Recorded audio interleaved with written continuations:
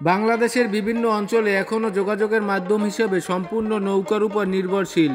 এসব নৌকা চালানোর জন্য একমাত্র হাতিয়ার হলো বৈঠা। আদিমকাল থেকে এক স্থান থেকে অন্য স্থানে যাতায়াতের জন্য মানুষ নৌকা ব্যবহার করত। আজকের ভিডিওতে আমরা দেখব কিভাবে স্বামী স্ত্রী মিলে 40 বছর ধরে বৈঠা তৈরি করে জীবন অতিবাহিত করছে।